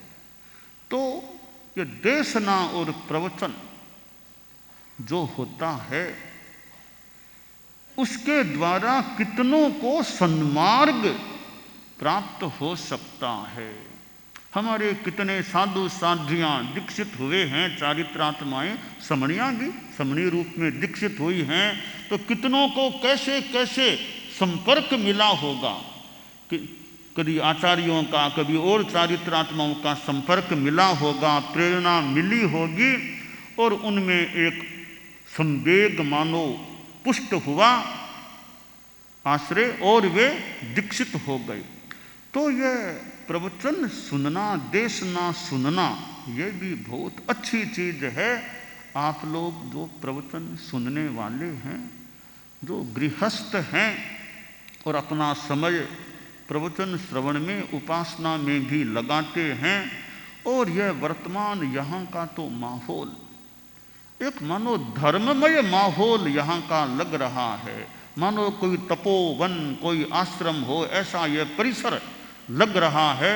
जहाँ साधक साधिकाएं साधना करने वाले इतने साधु साध्वियाँ समणियार फिर मुमुक्षु भी कुल मिलाकर के तपोवन जैसा यह नंदनवन परिसर आभासित अनुमानित प्रतीत हो रहा है। इतनी साधना, फिर पर्यूषण का समय है अभी तो मुख्य साधना धर्म का समय है। एकदम कितना धर्ममय प्रवचन, कितने समय सारिणी जो महाशिविर की चल रही है, और इतनी चारित्रात्माएं प्रवचन में, इतने साधु साध्वियाँ समणियाँ विराजमान होते हैं, इतने आप जैसे सौभाग्यशाली श्रावक श्राविकाएं फिर विराजमान होते हैं, कितना एक धर्म का माहौल उजागर होता है। तो भगवान ऋषभ की देशना और मरीचि को वह मौका मिला, देशना से प्रभावित हो गया। कोई कोई बात आदमी को झकझोर देने वाली, आदमी के चिंतन को मोड़ देने वाली, दिशा का निर्देश देने वाली बन सकती है। और तीर्थंकरों की वाणी, तो मरीचि ने जब प्रवचन देशना का लाभ लिया और मन में वैराग्य भाव जाग गया, वैराग्य आ गया। भगवान ऋषभ का नातीला पोता महाराज दीक्षित भी हो गया। पोता महाराज, पोता था, पोता महाराज बन गया, पोता साधु बन गया। हमारे साधु साध्वियाँ हैं, वे भी अपने पोतों पर ध्यान दें, पोते हों, भतीजे हों, भाणजे हों, वे ध्यान दें। कोई आपकी प्रेरणा से और से दूसरों की प्रेरणा से, कईयों के हमारे संतों के भी अब तो पोते हो गए होंगे, भले यानी भाई के पोते मान लो उस रूप में। संसार पक्ष में कईयों के पोते, कई संसार पक्ष में नाना बन गए होंगे, कईयों के भतीजे होंगे, भाणजे होंगे, जो भी छोटे भाई जो भी हो सकते हैं। इधर साधियों समणियों के भी कोई भतीजे भाणजे, कई पोते दोहिते कई हो सकते हैं, वे आते भी होंगे कई, तो आते हैं। उन्हें मौके मौके पर तत्वबोध की बात बताएं, अगर धर्म की विशेष प्रेरणा दें तो कई वैराग्यवान भी बन जाएं तो बन जाएं, क्योंकि एक ही परिवार से अनेक बहनें हमारे धर्म संघ में दीक्षित, एक परिवार से अनेक भाई हमारे धर्म संघ में दीक्षित हैं, दो ही भाई दोनों के दोनों दीक्षित हैं। ऐसे भी प्रसंग हैं हमारे धर्म संघ में। तो अपने जो ज्ञाति हैं उन पर उपकार करें, वो ज़्यादा संपर्क में आते हैं तो प्रयास करें। छोटे बच्चे हैं उनको भी प्रेरणा दें। ठीक है, ऐसा भाग्य सबका हो न हो कि साधु बने, अच्छे श्रावक तो बने, अच्छे धार्मिक कार्यकर्ता तो बने, अच्छे उपासक तो बने, तो अच्छे कुछ तो हम प्रयास करेंगे तो ठीक है, कोई साधु साध्वी बन जाए, कोई न भी बने, अच्छे संस्कार तो आए उनमें, अच्छे बच्चे तो बने। तो प्रयास जितना मौका लगे तो प्रयास होना चाहिए कि मेरे संसार पक्षीय परिवार के लोग इतने मेरे पास यदा कदा आते भी हैं, तो मैं उनकी आत्मा का भी उद्धार हो, उनका भी कल्याण हो, ऐसा मैं प्रयास तो करूं।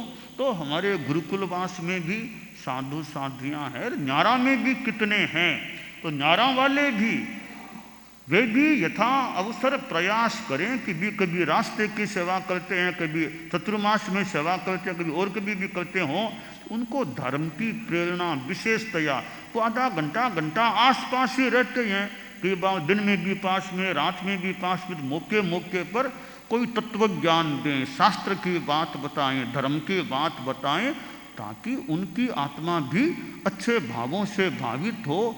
और नातीले तो हैं, बिना नातीले भी, नातीले तो खैर एक निकट नातीले, बाकी सभी जो भी श्रावक श्राविकाएं जो भी हैं, मौके मौके पर धर्म की प्रेरणा मिले।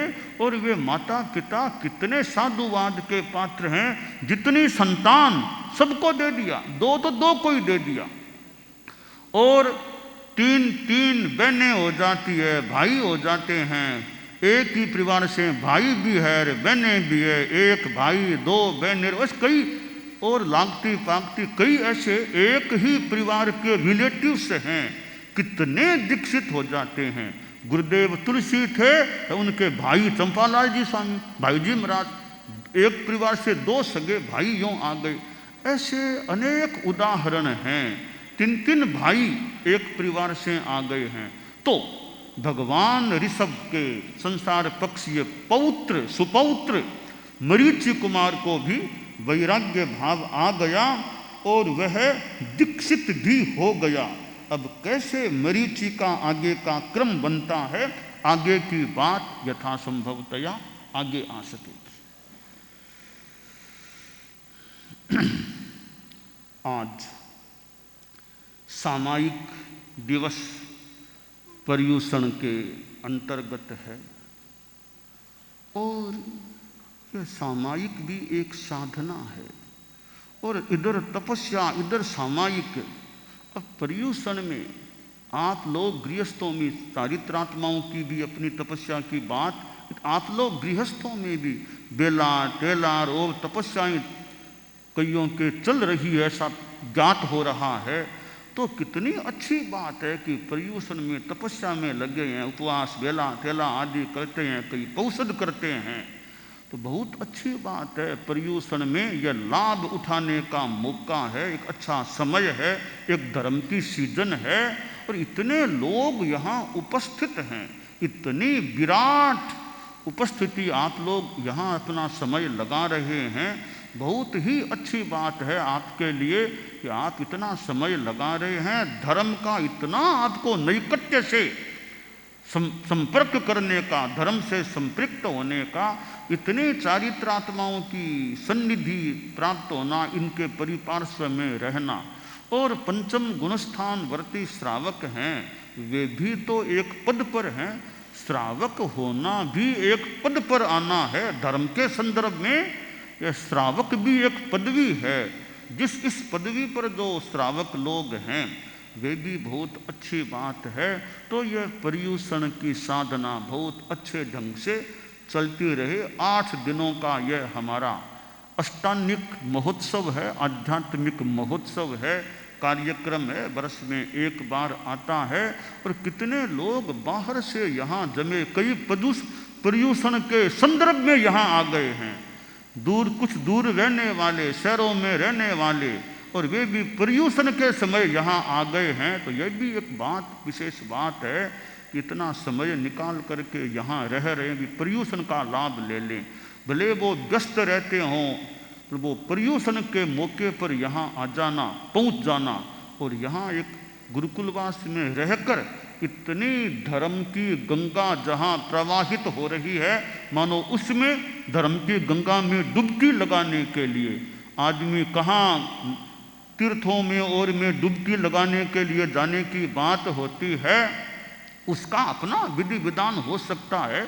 कोई इसमें कोई ऑब्जेक्शन की बात नहीं कह रहे हैं, किंतु धर्म की गंगा में डुबकी लगाना भी तो कितनी बड़ी बात है। आत्मा नदी संयम तो ये पूर्णा सत्यावहा शील तटा दयोर्मिः तत्राभिषेकम कुरु पांडुपुत्र नवारिणा शुद्धति चांतरात्मा। कि यह धर्म की गंगा, धर्म की नदी की आत्मा नदी है और संयम रूपी पानी इस नदी में है। सत्य का आवाहन करने वाली नदी है, शील जिसका तट है, दया जिसकी तरंग है, ऊर्मी है। ऐसी नदी में स्नान करो, यानी धर्म की गंगा में, धर्म की नदी में डुबकी लगाओ, स्नान करो तो अंतर आत्मा शुद्ध बन सकती है। तो यह पर्युषण पर्व है, मानो धर्म की गंगा है, साधना की, अध्यात्म की गंगा है और इसमें हम लोग मानो अभी डुबकी लगाने में लगे हुए हैं और आत्मा की निर्मलता का एक अच्छा अवसर है, सुंदर अवसर है। परम पूज्य गुरुदेव तुलसी के समय भी पर्युषण की आराधना आप लोगों ने देखी होगी। परम पूज्य आचार्य श्री महाप्रज्ञ जी के समय भी आप लोगों ने देखी होगी और अब भी पर्युषण की आराधना चल रही है और समय समय पर परिवर्तन, परिष्कार, विधि विधान, व्यवस्थाओं में उन्नयन भी हुआ हो सकता है। तो कुल मिलाकर यह पर्यूषण का जो अष्टांगिक महोत्सव, आध्यात्मिक महोत्सव है। यह कोई खाना पीना मौज उड़ाना वो महोत्सव नहीं है। यह कोई मौज मस्ती, भौतिक मौज मस्ती का नहीं है, तो अध्यात्म की मस्ती का समय है, अध्यात्म में लीन होने का वो समय है, बहुत बढ़िया समय है। मन की शांति, चित्त की निर्मलता और यह सामायिक औषध, उपवास आदि आदि की आराधना, प्रवचन श्रवण एक अच्छे उपाय हैं। तो सामायिक, यूँ तो सामायिक के अनेक प्रकार, अनेक बातें हैं। साधुओं के भी सामायिक है, सर्वविरति सामायिक साधु के होती है, वो तो बहुत ही बड़ी बात है। साधु वाली सामायिक तो 5 चारित्रों में पहला चारित्र है सामायिक चारित्र। तो साधु तो दीक्षा लेते समय सामायिक चारित्र को प्राप्त करता है, सर्व सावध्य योग का जीवन भर के लिए परित्याग करता है, वो तो बहुत बड़ी सामायिक है।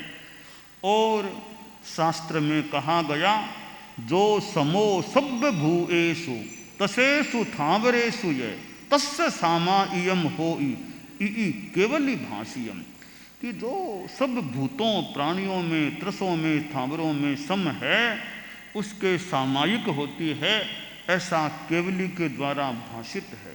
तो साधु की तो बहुत बड़ी सामायिक है।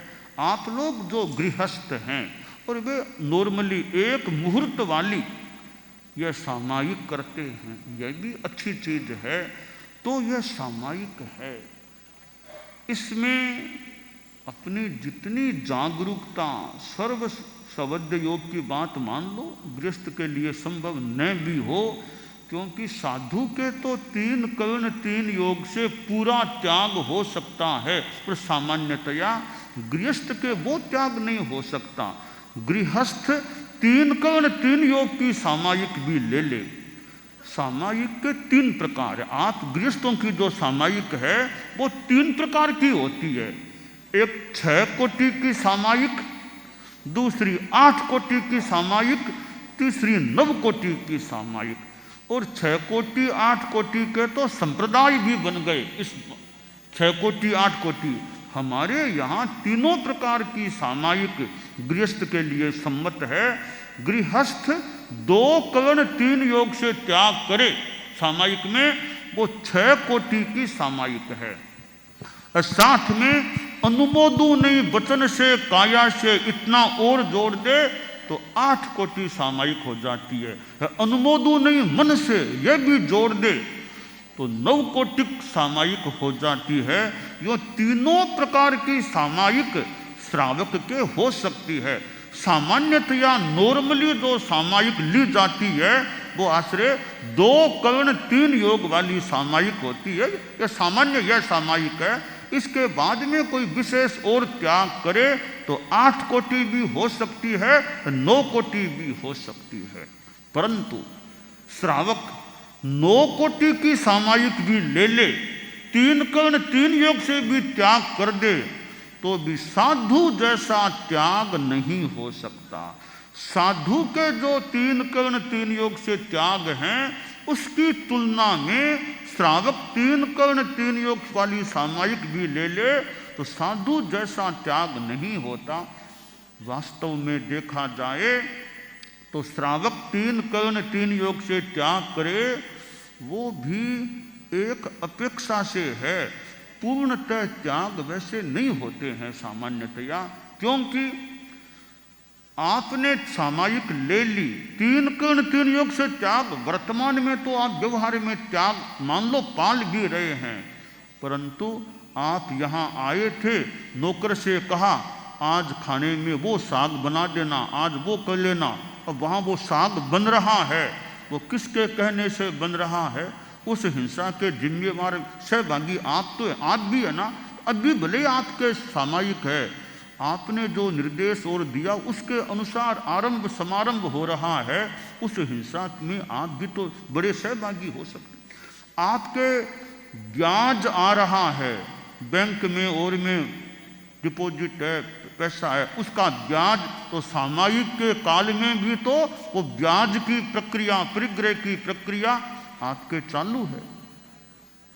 आपके फैक्ट्री है, दुकान है, वो आपके कहने से सारे काम अभी भी मान लो चल रहे हैं, तो सामायिक भले 3 कर्ण 3 योग से वर्तमान में वो सारे परिग्रह के काम आपके संदर्भ में आपके द्वारा कहे हुए हो रहे हैं। इसलिए 3 कर्ण 3 योग से त्याग करे, वो वर्तमान में तो त्याग है, परंतु परोक्ष में वो आपके हिंसा परिग्रह के काम चालू हैं। इसलिए साधु के जैसे 3 कर्ण 3 योग से त्याग होते हैं, वैसे त्याग आमतौर से गृहस्थ के नहीं हो सकते। तो यह सामायिक है। सामायिक है, इसमें कि कोई पूछे सामायिक शुभ योग है या अशुभ योग है, तात्विक प्रश्न की गहराई हमारे छोटे संत साधियां भी बैठे हैं, कई जानते हो सकते हैं। कोई पूछ ले सामायिक शुभ योग या अशुभ योग, छोटे संत कह दें शुभ योग है सामायिक, तो हमारे बाल मुनि कोई कह दे शुभ योग है, कोई साध्वी जी कह दे, छोटी साधियां और शुभ योग है सामायिक। तो तत्व की गहराई में जाएं तो सामायिक शुभ योग नहीं होता। सामायिक न शुभ योग है न अशुभ योग है, वो तो संबर है। योग तो निर्जरा वाली बात हो गई। मूलतः सामायिक स्वरूपतः है वो संबर है, योग नहीं है, किंतु सामायिक में शुभ योग हो सकता है। सामायिक में आप स्वाध्याय करो, जप करो, तत्व ज्ञान की बात करो, मंगल भावना करो, तो सामायिक में शुभ योग हो सकता है, पर सामायिक अपने आप में शुभ योग नहीं होती है। तो सामायिक हमारी चेतना की एक परिणति है। सामायिक एक आत्मा है। सामायिक भाव आत्मा में जैसे 7 भाव आत्मा है, अनेरी आत्मा अनेक, तो सामायिक में आप हैं तो वर्तमान में आप सामायिक आत्मा वाले भी बन जाते हैं। आया ने सामायिक, आत्मा सामायिक है तो भाव आत्मा, तो सामायिक भी एक प्रकार की भाव आत्मा है। तो यह जो सामायिक का प्रयोग है, शनिवार की शाम, शनिवार के सायं तो 7 से 8 के बीच सामायिक का प्रयास रहना चाहिए। हमारे जैन श्वेतांबर तेरा पंथ के जो श्रावक श्राविकाएँ हैं, उनके परिवार हैं, कि शनिवार की शाम को तो परिवार के साथ करें, भले धर्मस्थान में करें, भले आप धर्मस्थान में न आना चाहें, न आ पाएँ तो ऑफिस में कर सकते हैं, दुकान में कर लो, घर में कर लो, कहीं कर लो, स्टेशन पर भी कर लो, भले एयरपोर्ट पर भी कर लो, आपकी सुविधा हो तो। कि भी यात्रा में जाना है तो जल्दी रवाना तो होना पड़ेगा। 7 से 8 बाद में फ्लाइट है, 9 बजे की फ्लाइट है, टाइम बीच में है, तो एयरपोर्ट पर भी अनुकूलता हो तो वहाँ भी सामायिक कर सकते हैं। शादी है आपके घर में शनिवार को, तो शादी तो लेट है, तो 7 से 8 का टाइम खाली, तो उसमें हो सके तो तब भी सामायिक कर लो। आपके मेहमानों को भी आप भी सामायिक करो, हम भी करें, और वर वधू भी सामायिक कर लो, भले 7 से 8 के बीच में। शादी से पहले सामायिक हो जाएगी, उनके धर्म का काम हो जाएगा।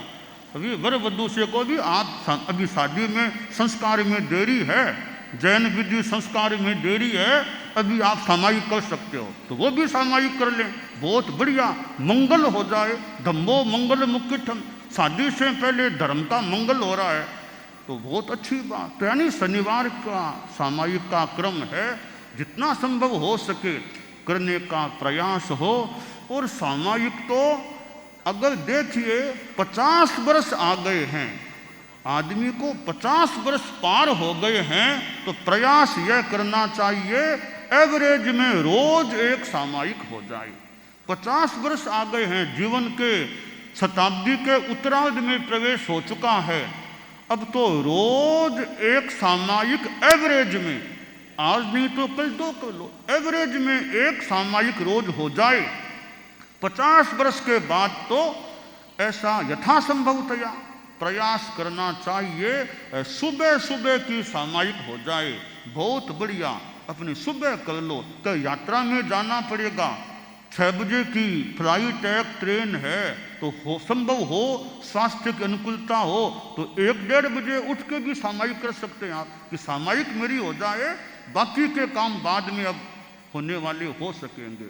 तो यह सामायिक के प्रति ऐसा रुझान रहे कि यह संस्कार 50 वर्ष आने के बाद तो रोज एवरेज में सामायिक, उससे पहले इस सप्ताह में एक कर लो, रोज अभी मुश्किल है, काम धंधा बहुत है, ऑफिस है, दुकान है, परिवार है, समाज है, रोज नहीं कर सकते तो सप्ताह में एक सामायिक कर लो।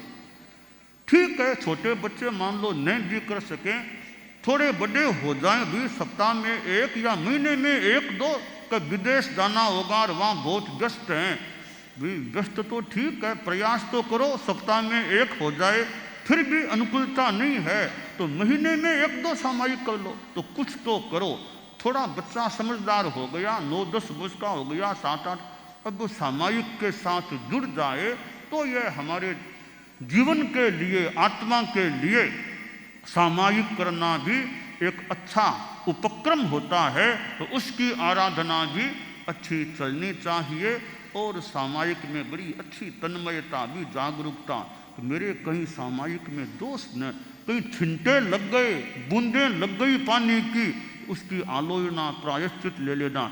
कोई कहीं जीव जंतु, कोई कीड़ा मकोड़ा भूल चूक से कैसे मर गया, उसका प्रायश्चित आलोचना करके सामायिक को शुद्ध रखना चाहिए। दोष लग जाए तो आलोचना लेकर के उसको शुद्ध बनाने का या आलोचना ले लेने का वो प्रयास भी होना चाहिए। तो हम सामायिक के प्रति भी जागरूकता रखें। हमारे साधु साधियाँ तो श्रुत सामायिक कोई कर सकें तो वो कर सकते हैं, श्रुत सामायिक ले ली, अब खाना नहीं पीना, पानी भी नहीं पीना, अपने स्वाध्याय में और मुख्यतया आगम स्वाध्याय में लगे रहें, दूसरी बातों से यथासंभवतया बचने का प्रयास हो।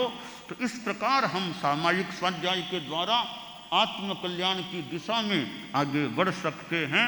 तो हमारे इतने साधु साधियाँ भी यहाँ पधारते हैं, विराजते हैं, प्रवचन में सहभागी बनते हैं, समनियाँ भी आती है, आप लोग तो हैं ही, हमारे साधु साधियाँ भी यहाँ कार्यक्रम की शोभा मानो बढ़ा रहे हैं, विराज रहे हैं, इतने साधु साधियाँ समनियाँ हैं, तो बहुत अच्छी बात है। हम सभी में अध्यात्म की, समता की, साधना की, संघ सेवा की, धर्म संघ की सेवा कर सकें, अच्छी भावना का विकास होता रहे, यह काम्य है। ओम अरहम। परम पूज्य गुरुदेव की अमृत देशना हुई और अब त्याग के उपक्रम में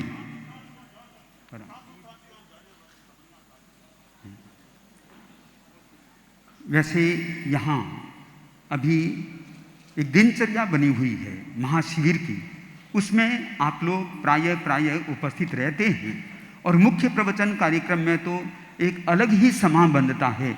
यहाँ की उपस्थिति बहुत ही अच्छी है और यहाँ पर आज 7:10 से 8 बजे तक भी एक अभिनव सामायिक का भी प्रयोग हुआ था, जिसमें भी हजारों व्यक्ति उपस्थित थे।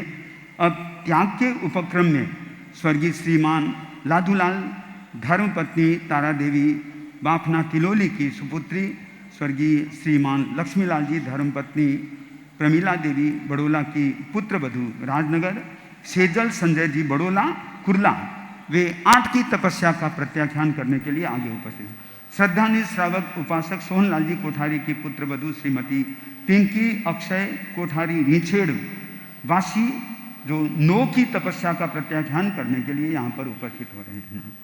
प्रेम भंसाली, वे उपस्थित हों तो 6 की तपस्या है, 11 की तपस्या का भाव रख रहे हैं।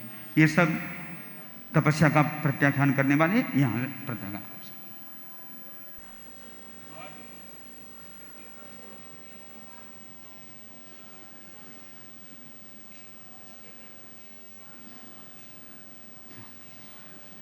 और भी कोई उपवास बेला तेला आदि कोई प्रत्याख्यान करना चाहें, वे अपने स्थान पर खड़े खड़े प्रत्याख्यान ग्रहण कर सकते हैं। तो उपवास बेला तेला चोला जो भी और जिनको भी जो ये तपस्या का प्रत्याख्यान लेना है, इन सभी को सूर्य उग गए अभत्तठंग पच्चखामी असनम खाइमंग साइमंग अप्पाणंग बोशिरामी कल सूर्योदय तक तीनों आहारों का त्याग है, त्याग।